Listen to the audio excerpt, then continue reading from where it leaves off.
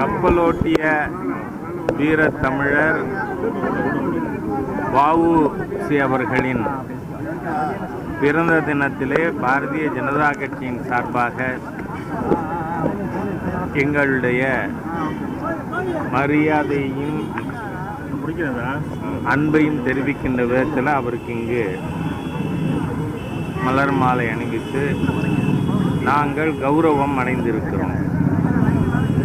இன்றைக்கு வ.உ.சி. அவர்களுடைய அந்த சித்தாந்தம்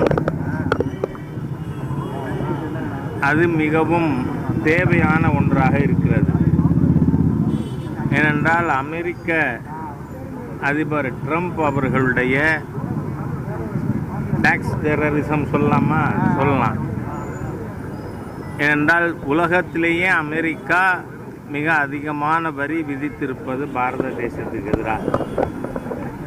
அடுத்ததாக பிரேசில், அதுக்கு அடுத்ததாக சைனா.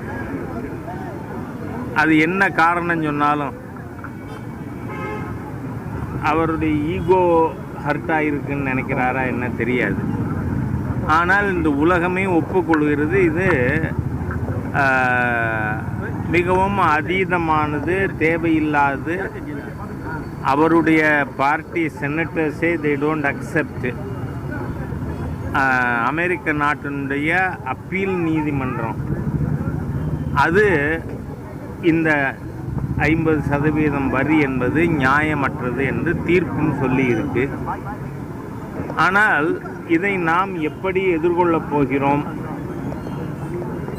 இந்தியாவினுடைய 2024-25க்கான மொத்த ஏற்றுமதி $825 பில்லியன். அதில் அமெரிக்காவுக்கான ஏற்றுமதி $60 பில்லியன். அதாவது 7.25%. கூட்டியிருக்கிற மொத்த ஏழரையும் அந்த 7.25%க்காக. ஆனால் 7.25% தான் அதனால இன்சிக்னிஃபிகன்ட்னு சொல்லலை. நீங்கள் பார்த்தால் டாக்டர் மன்மோகன் சிங் அரசு இருக்கும் பொழுது நியூக்ளியர் நான் ப்ரொலிஃபரேஷன் ட்ரீட்டி 123 அக்ரிமெண்ட்டில் இந்திய அரசாங்கம் கையெழுத்து போட்டது. கம்யூனிஸ்டுகள் எதிர்த்தார்கள், இருந்தும் கூட கையெழுத்து போட்டார். ஆனால் இன்றைக்கு பாரத தேசத்துக்கு பிரதமராக இருக்கிறது மாண்புமிகு பிரதமர் மோடி அவர்கள். அதனால் நாம் இதை எதிர்கொள்ளுகின்ற பல்வேறு நடவடிக்கைகள் மேற்கொண்டிருக்கோம். அமெரிக்காவுக்கு நாம் பிரதானமாக அனுப்புகின்ற பொருட்கள், ஏற்றுமதி செய்கிற பொருட்கள், விவசாய பொருட்கள், பால் பொருட்கள், டைரி ப்ராடக்ட்ஸ், சீ ஃபுட்டு, டெக்ஸ்டைல், இதுதான் அதிகமாக நாம் அனுப்பி கொண்டிருக்கோம். இது ஏற்கனவே அதிகமாக ஏற்றுமதி செய்யாத நாடுகள் 40 நாடுகளோடு இந்திய அரசாங்கம் பேச்சுவார்த்தை நடத்தி கொண்டிருக்கிறது. ஒன்று.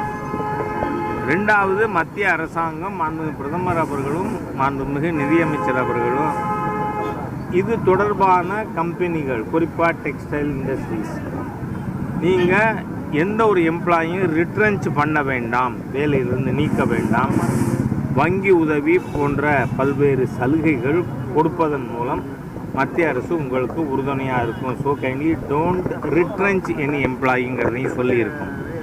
மூன்றாவதாக, மிகப்பெரிய எல்லாருக்கும் மகிழ்ச்சி அளிக்கின்ற, இந்த நாடே கொண்டாடுகின்ற ஒரு விஷயம் என்னன்னு சொன்னால், ஜிஎஸ்டியில் 5%, 12%, 18%, 28%, 4 ஸ்லாப் இருந்ததை இன்றைக்கி 5%, 18%, 2 ஸ்லாப்.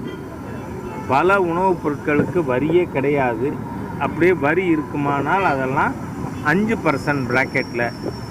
இதன் மூலமாக நாம் ஏன் இதை மேற்கொண்டோம்? ஏன்னா நேற்றுக்கு முன்னாள் நிதியமைச்சர் திரு ப. சிதம்பரம் அவரோட தலைமையில் இந்தியா என்ன நாடாக இருந்தது? ஃப்ராஜைல் 5, நொறுங்குகின்ற 5 பொருளாதாரத்தில் ஒன்றாக வைத்திருந்தார் சிதம்பரம். அது மட்டுமில்லை, 2006 பட்ஜெட்டிலேயே அன்றைய நிதியமைச்சர் திரு பிரணாப் குமார் முகர்ஜி அவர்கள் 2007 ஜிஎஸ்டி ரிஜிம் வரும்னு சொன்னார். வரல. காரணம் என்ன?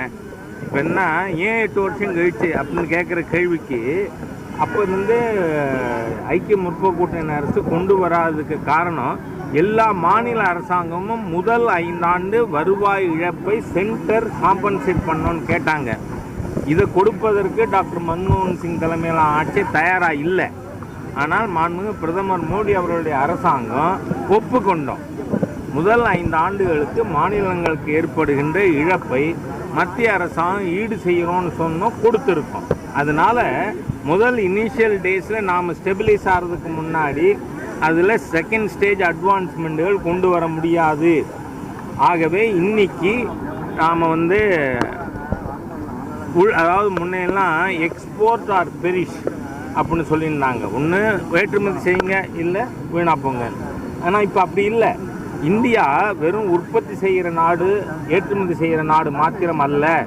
இந்தியா 140 கோடி மக்களை கொண்ட கன்சியூமர்ஸ் இருக்கிற நாடு.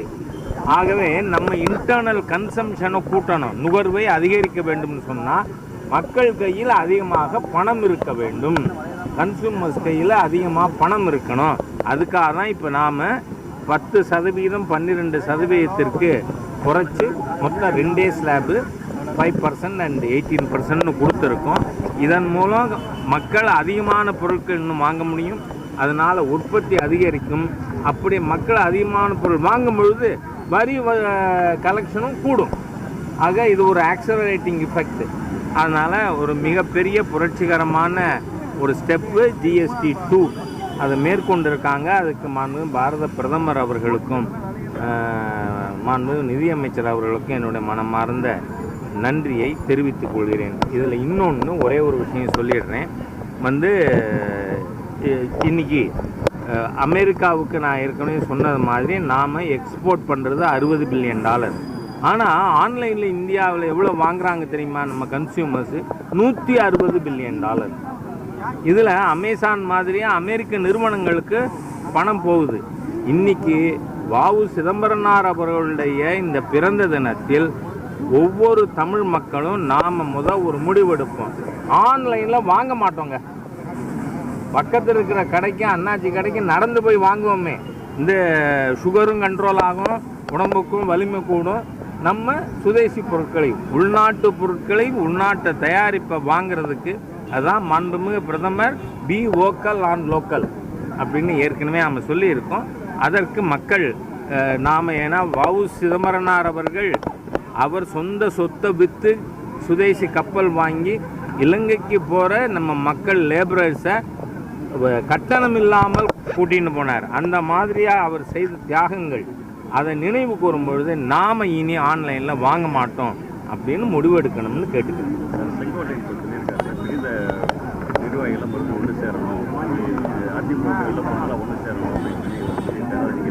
அவர் அதிமுகவிலே இருக்கார். அவருடைய உணர்வுகள் எனக்கு புரிகிறது. நான் என்ன சொல்கிறேன், இன்றைக்குமே ஒற்றுமையே பலம். அதனால் இது இங்கே தமிழ்நாட்டில் தேசிய ஜனநாயக கூட்டணியை லீடு பண்ணுறது முன்னாள் முதலமைச்சர் மரியாதைக்குரிய எடப்பாடியார் அவர்கள்.